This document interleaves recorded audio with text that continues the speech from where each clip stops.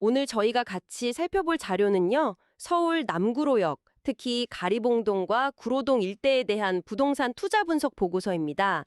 여기가 입지는 참 좋은데 평가는 좀 엇갈리는 그런 흥미로운 곳이죠. 이 상반된 모습 뒤에 진짜 이야기는 뭘지 한번 깊이 들어가 보시죠. 네, 맞습니다. 여기는 강남 접근성이나 또 쥐밸리라는 확실한 강점이 있죠. 그런데 동시에 주거 환경이 오래됐고 또 어떤 특정 이미지 같은 제약도 같이 가지고 있어요.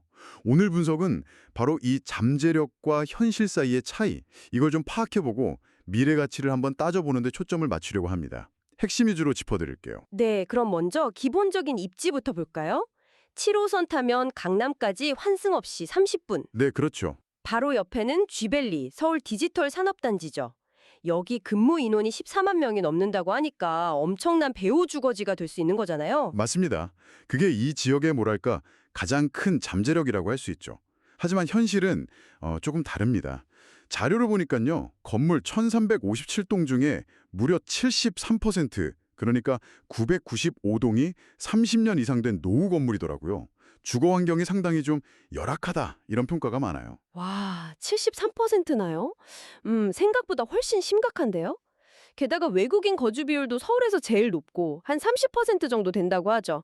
그리고 과거부터 좀 이어져 온 이미지 때문에 사람들이 거주를 약간 꺼리는 경향도 있다고 하니까 좋은 입지 조건이 좀 가려지는 느낌이네요. 바로 그 점 때문에 사실 전화가 필요하다는 목소리가 높았고요. 이제 좀 본격적인 움직임이 시작되고 있습니다. 서울시의 2040 서울 플랜 같은 큰 계획 안에서도 쥐밸리랑 연계해서 주거 환경을 개선하려는 목표가 꽤 뚜렷해요. 특히 작년 9월 이후로는 신속통합 기획이나 모아타운 같은 좀 더 빠른 방식의 재정비 사업들이 추진되고 있거든요. 신속통합기획, 모아타운, 구체적으로 진행되는 곳들이 좀 있나요? 네, 이미 가리봉 1구역, 2구역 같은 곳은 지정이 됐고요.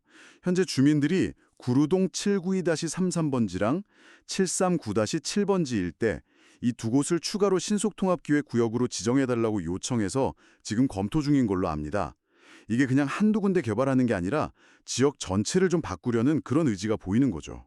이런 재개발 기대감이 슬슬 시장에도 나타나고 있겠죠. 자료 보니까 구역 지정 전인 작년하고 비교하면 거래 가격이 막 30%에서 40% 정도 올랐고요. 거래량도 거의 2배 가까이 늘었네요. 작년에 13건이었는데 올해 7월까지 벌써 15건.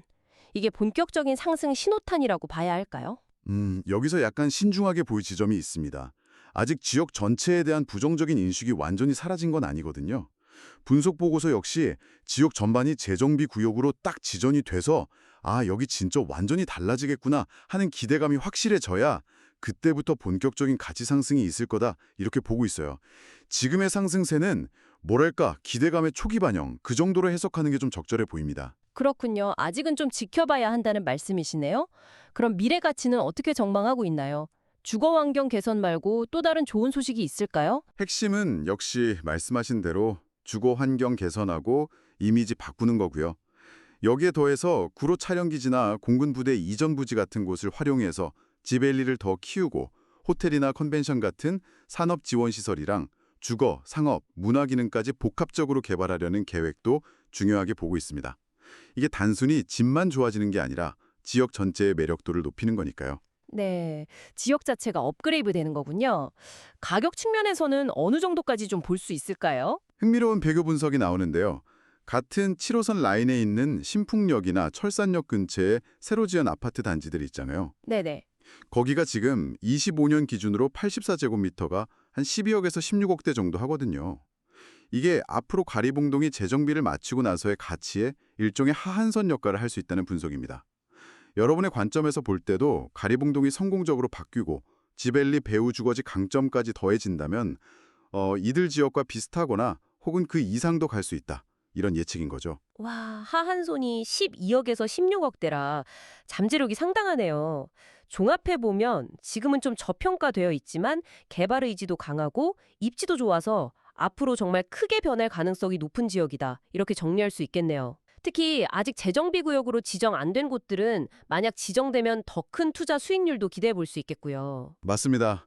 오늘 남구로역 일대 분석 자료를 통해서 현재의 약점 그리고 미래의 강점 그 역동적인 변화 가능성을 함께 짚어봤습니다. 네, 교통, 일자리, 또 대규모 개발까지 참 흥미로운 요소들이 많았는데요. 마지막으로 이런 질문 한번 던져보고 싶습니다. 보고서에 담긴 개발 계획이나 여러 숫자들 너머에 한 지역이 과거의 이미지를 완전히 벗고 새로운 모습으로 정말 받아들여지기까지 실제로 필요한 건 뭘까요? 그리고 그 변화에 대한 시장과 사람들의 확신은 과연 어느 시점에 가장 단단해질까요? 이 질문에 대한 답을 여러분 스스로 한번 찾아보시는 것도 의미 있을 것 같습니다.